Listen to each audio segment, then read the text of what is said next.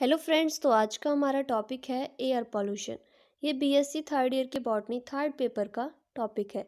तो चलिए आज की वीडियो स्टार्ट करते हैं। Air pollution. तो एयर पॉल्यूशन को पढ़ने से पहले आपको पता होना चाहिए कि पॉल्यूशन क्या होता है। तो जब कोई हार्मफुल सब्सटेंस हमारे एनवायरमेंटल में कंटिमिनेट्स हो जाता है तो हम उसे पॉल्यूशन कहते हैं। इसके बाद वर्ड आता है पॉल्यूटेंट यानी प्रदूषक, यानी जितने भी आपके हार्मफुल सब्सटेंस होते हैं, यानी कोई भी पदार्थ जो आपका पॉल्यूशन फैलाता है उसे हम प्रदूषक यानी पॉल्यूटेंट कहते हैं। इसके बाद बात करते हैं एयर पॉल्यूशन। तो वायु में अनेक प्रकार की गैसेस का मिश्रण होता है, यानी वायु में बहुत सी गैसेस प्रेजेंट होती हैं, जैसे आपका नाइट्रोजन, ऑक्सीजन, कार्बन डाइऑक्साइड। जब इन गैसों की मात्रा में असंतुलन होता है तो हम उसे एयर पॉल्यूशन कहते हैं। यानी वायु में हार्मफुल सब्सटेंस आने के कारण वायु प्रदूषण होता है और इन हार्मफुल सब्सटेंस का प्रभाव जीवधारियों पर पड़ता है। इसके बाद देखते हैं एयर पॉल्यूशन के कारण। एयर पॉल्यूशन किसके कारण होता है? तो आपका एयर पॉल्यूशन जो होता है वो स्वचालित वाहन, धुआं, कारखाने और धूल इत्यादि के कारण होता है। इस समय मानव नए नए कारखानों, वैज्ञानिक उपकरणों का निर्माण कर रहे हैं, जिनके फलस्वरूप मोटर गाड़ियों, रेल इंजनों और चिमनियों आदि से अनेक प्रकार की गैसेस निकलती हैं। यानी आपके जो मोटर गाड़ियां हैं, रेल इंजन हैं, चिमनियां हैं, इनसे जो धुआं निकलता है उसमें अनेक प्रकार की गैसेस होती हैं और ये गैसेस एनवायरमेंटल में मिल जाती हैं, जो मनुष्य के लिए बहुत ही हानिकारक होती हैं। फैक्ट्रियों के पास लगे पेड़ पौधों पर भी इन गैसेस का प्रभाव पड़ता है, जिसके कारण पेड़ पौधों की वृद्धि कम हो जाती है। रेल इंजनों और चिमनियों से जो धुआं होता है उसमें जो गैसेस होती हैं वो आपकी carbon dioxide, carbon monoxide, sulphur dioxide और नाइट्रोजन के ऑक्साइड, ये होती हैं आपकी गैसेस जो बहुत ही जहरीली होती हैं। ये गैसेस फसलों व अन्य पौधों को नुकसान पहुंचाती हैं और साथ ही उन पशुओं को भी हानि पहुंचाती हैं जो संदूषित मैदानों में चरते हैं। इसके बाद देखते हैं वायु प्रदूषण के कुछ प्रमुख प्रदूषक यानी पॉल्यूटेंट। तो आपके कुछ वायु प्रदूषण के कुछ प्रमुख पॉल्यूटेंट हैं जिन्हें देख लेते हैं।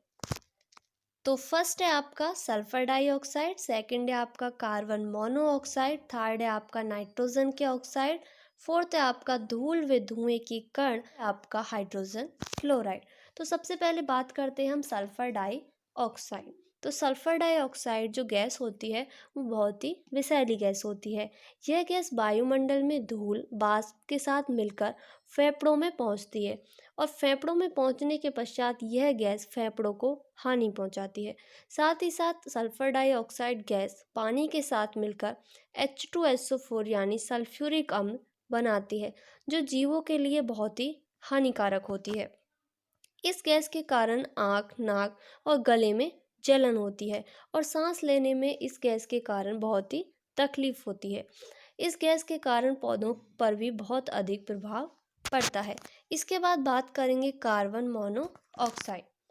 कार्बन मोनोऑक्साइड गैस की अधिकता बढ़ने के कारण सांस लेने में बहुत ही कठिनाई होती है, सिर में दर्द भी होने लगता है। यह गैस रक्त के यानी यह गैस ब्लड के हीमोग्लोबिन में घुलकर ब्लड की ऑक्सीजन वहन क्षमता को कम कर देती है। यदि कार्बन मोनोऑक्साइड बहुत ही देर तक सांस के साथ ऐसे ही भीतर जाती रहती है तो मनुष्य की मृत्यु भी हो सकती है। इसके बाद आता है आपका नाइट्रोजन के ऑक्साइड। नाइट्रोजन के ऑक्साइड से फेफड़ों के रोग हो जाते हैं। यह खांसी भी उत्पन्न करती है और नाइट्रोजन के ऑक्साइड एनवायरमेंटल में फोटोकेमिकल स्मॉग बनाकर ओजोन को मुक्त कर देते हैं। जो आपके स्वचालित वाहन होते हैं उनसे जो धुआं निकलता है उनमें नाइट्रोजन के ऑक्साइड व हाइड्रोकार्बन होते हैं, जो सूर्य के प्रकाश की उपस्थिति में जो परावैंगनिक किरणें होती हैं उनकी प्रेजेंट में ओजोन बना लेती हैं और ओजोन जो गैस होती है वो मानव की शारीरिक क्रियाओं पर बहुत ही बुरा प्रभाव डालती है। इसके बाद आता है आपका धूल व धुएं के कण। आप जानते हैं कि कारखानों और चिमनी और अंगीठियों में जलाए जाने वाले कोयले और लकड़ी के कोयले से भी धुआं निकलता है। इन धुएं में बहुत ही विषैली गैसेस होती हैं जो हमारे लिए बहुत ही हानिकारक होती हैं। तो ये थे आपके एयर पॉल्यूशन के कुछ पॉल्यूटेंट। इसके बाद देखते हैं एयर पॉल्यूशन की रोक। फर्स्ट है आपका घरों में धुआं रहित ईंधनों का प्रयोग करना चाहिए, यानी घरों में धुआं रहित ईंधनों के प्रयोग को बढ़ावा दिया जाना चाहिए, यानी लकड़ी व कोयला ईंधन के स्थान पर कुकिंग गैस और विद्युत हीटर का प्रयोग करना चाहिए। नेक्स्ट है आपका कारखानों की चिमनियों के धुएं को कम करना चाहिए, यानी कारखानों की चिमनियों के धुएं को कम करने के लिए विशेष प्रकार के शोधन संयंत्रों को लगाना चाहिए। नेक्स्ट है आपका कारखानों की चिमनियों की ऊंचाई अधिक होनी चाहिए। यदि कारखानों की चिमनियों की ऊंचाई अधिक होगी तो नीचे की वायु प्रदूषित नहीं होगी। इसके बाद आता है आपका बड़े बड़े उद्योग नगरों से काफ़ी दूर स्थापित किए जाने चाहिए, जिससे नागरिकों को शुद्ध वायु मिलती रहे। नेक्स्ट है आपका वनों की कटाइयों को रोककर वृक्षारोपण पर ध्यान देना चाहिए, यानी वनों की कटाइयों पर रोक लगानी चाहिए और वृक्षारोपण पर ध्यान देना चाहिए, यानी नए वृक्ष लगाए जाने चाहिए।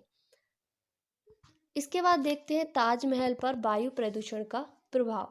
ताजमहल पर भी वायु प्रदूषण का बहुत ही हानिकारक प्रभाव पड़ता है। वो कैसे पड़ता है तो चलिए देखते हैं। तेल परिशोधक कारखाने व अन्य कुछ औद्योगिक संयंत्रों में प्रयुक्त किए जाने वाले ईंधन से जो धुआं निकलता है उसमें SO2 गैस यानी सल्फर डाइऑक्साइड गैस प्रेजेंट होती है, और सल्फर डाइऑक्साइड गैस वर्षा के जल के साथ वायुमंडल में, यानी वर्षा के साथ जल के साथ मिलकर सल्फ्यूरिक अम्ल यानी H2SO4 के रूप में वायुमंडल से पृथ्वी पर आती है।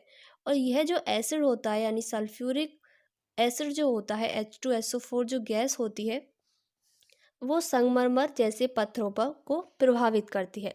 ताजमहल के निकट स्थित इन औद्योगिक संस्थानों के कारण ताजमहल पर बहुत ही हानिकारक प्रभाव पड़ता है, यानी इस गैस के कारण ताजमहल पर बहुत ही हानिकारक प्रभाव पड़ता है। इसके बाद देखते हैं भोपाल गैस त्रासदी घटना।